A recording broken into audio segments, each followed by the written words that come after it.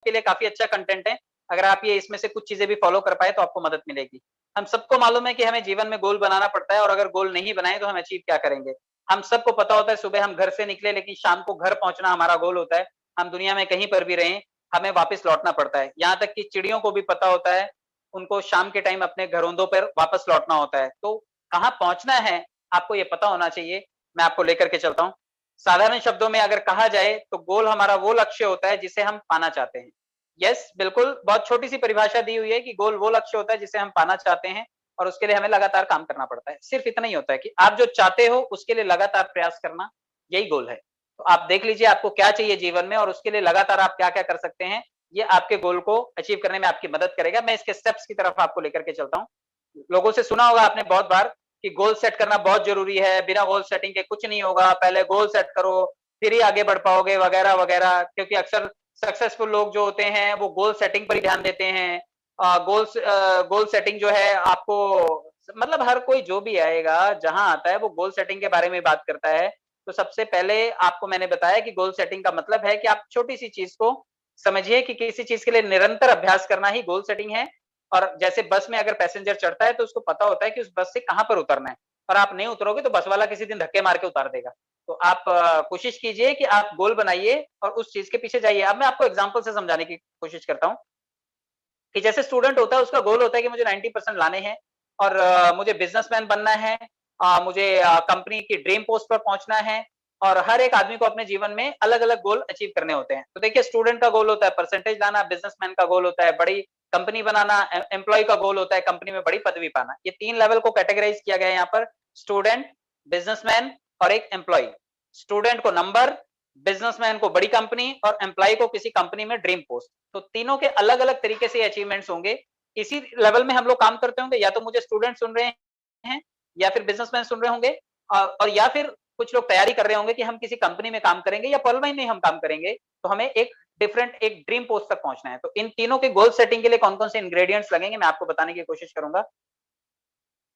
सबसे पहले आप समझिए कि गोल को कैटेगराइज़ करना पड़ेगा 3 तरह के कैटेगरीज़ में शॉर्ट टर्म, मिड टर्म और लॉन्ग टर्म। शॉर्ट टर्म का मतलब है कुछ दिनों से लेकर के कुछ हफ्तों तक जो अचीव होता है, कुछ हफ्तों तक जिसको आपको अचीव कर लेना है वो है आपका शॉर्ट टर्म गोल। कुछ दिनों से लेकर के कुछ हफ्तों तक का गोल बनाइए, ये आपका सबसे पहले अचीव होने वाला गोल है।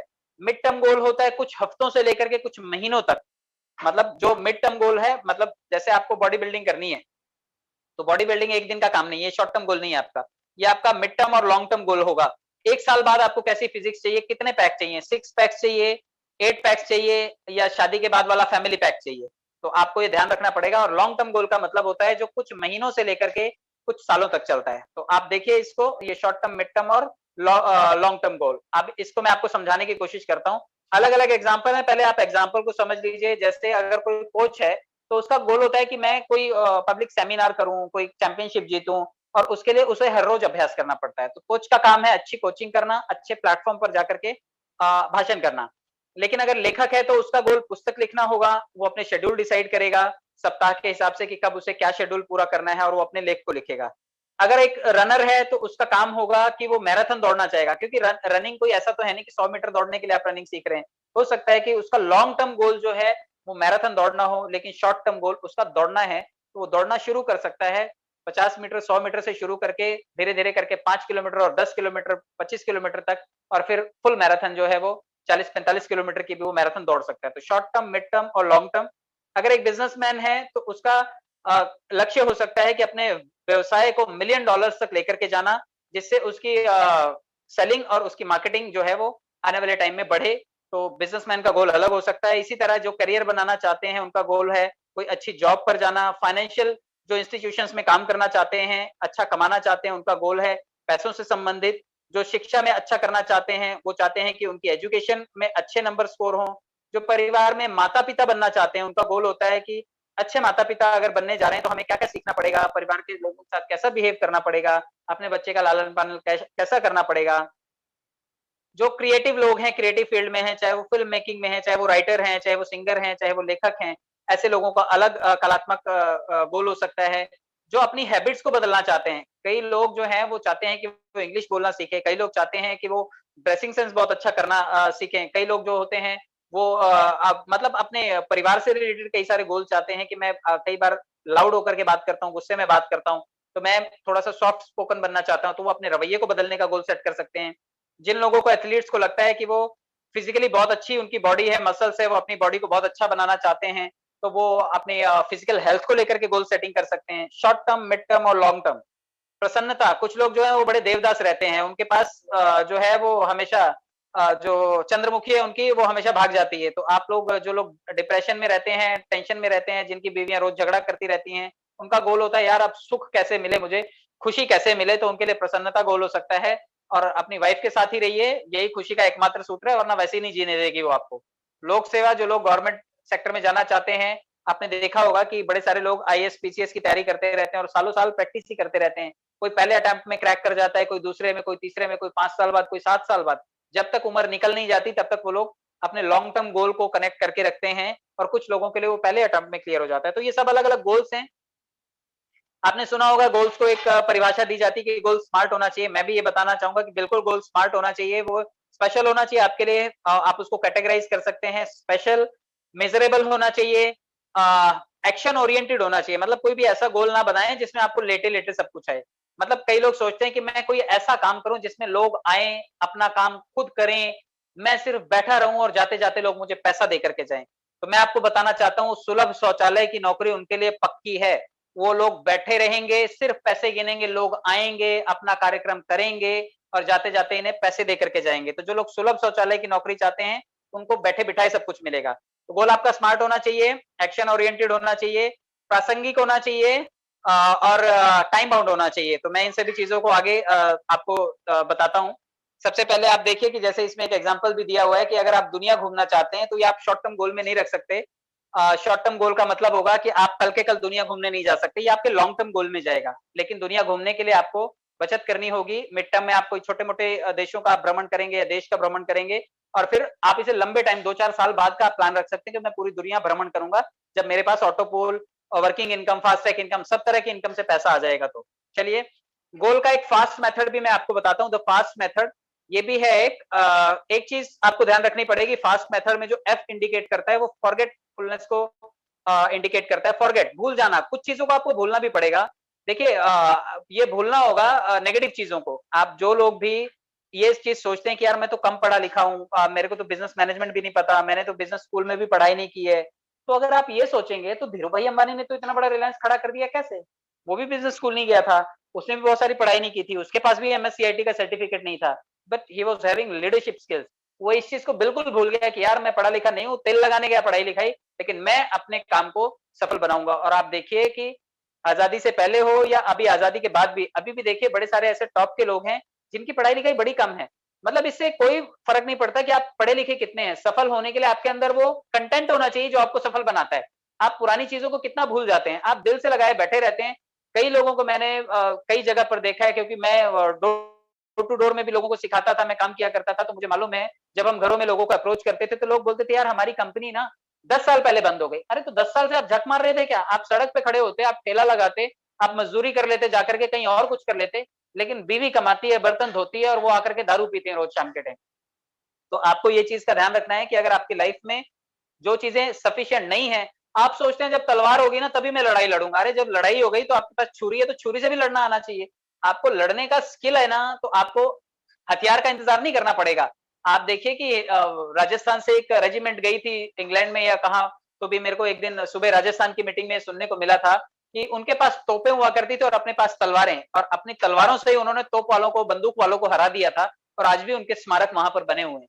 तो आप ये सोचिए कि आप परफेक्ट होकर के कोई भी चीज डिलीवर नहीं कर सकते, आप कच्चे पक्के होकर के ही चीजों के प्रोसेस में रह करके आप चीजें डिलीवर कर सकते हैं। तो चीजों को भूलना भी सीखिए। अगर किसी वजह से आपकी कोई चीज मिस आउट हो गई थी लाइफ में, तो आप उसको पकड़ के मत बैठिए।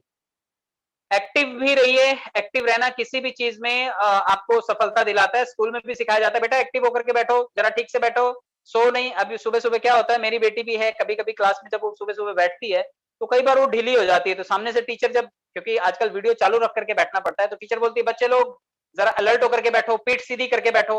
आप एक्टिव रहोगे तो आप ज्यादा अच्छे से समझोगे, और ज्यादा अच्छे से समझोगे तो बहुत अच्छा समझा भी पाओगे, आप आउटपुट भी उतना अच्छा दोगे। तो आपको एक्टिव भी रहना है। आपका गोल अचीव करने के लिए आपको भूलना भी है चीजें, लेकिन एक्टिव भी रहना है।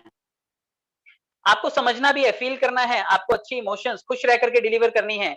जो लोग भी खुश हुए बिना चाहते हैं कि पहले जब सफलता मिल जाए फिर मैं खुश होऊँगा, तो भैया पहले आप खुश हो जाइए, फिर आपको सफलता मिलेगी। सफलता का हिसाब उल्टा है, वो चाहती है कि आदमी खुश रहे, सड़े हुए आदमी के पास कोई भी सफलता नहीं आती है, कोई भी गोल उसका अचीव नहीं होता है। तो अगर आप चाहते हैं कि आपके जीवन में अच्छे दिन आएँ और आप जीवन में सफल बने, तो आपको अच्छा फील भी करना पड़ेगा। तो अगर आप अच्छा सीखना चाहते हो, तो आपको खुश रहना भी पड़ेगा। आप जितना अच्छे से खुश रहोगे, उतने अच्छे आप इमोशंस दे पाओगे। लोग आपकी इमोशन से जुड़ते हैं। कई बार लोग प्रोडक्ट नहीं खरीदते, लोग इमोशंस खरीदते हैं और प्रोडक्ट में हमेशा इमोशंस बिकती हैं। आप देखिए कि साड़ी जो औरत लेने के लिए जाती है कभी शॉप में, वो साड़ी शायद अपने लिए नहीं पहनती, उसको पता होता है कि मैं ये करवा चौथ पे पहनूँगी, मेरे हस्बैंड को बड़ी अच्छी लगेगी और अपने हस्बैंड की इमोशंस को अच्छा करने के लिए।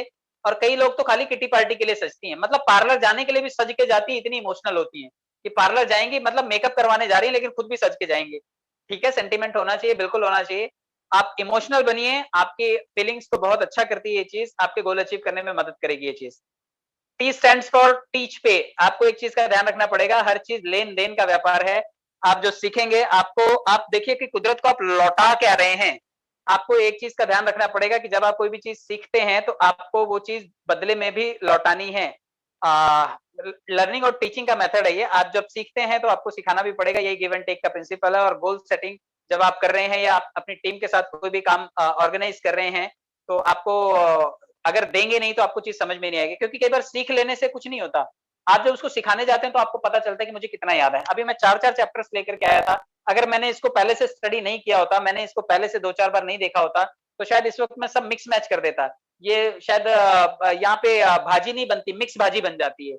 मिक्स भाजी क्यों बोलते हैं? क्योंकि उसमें समझ में ही नहीं आता क्या बनता है।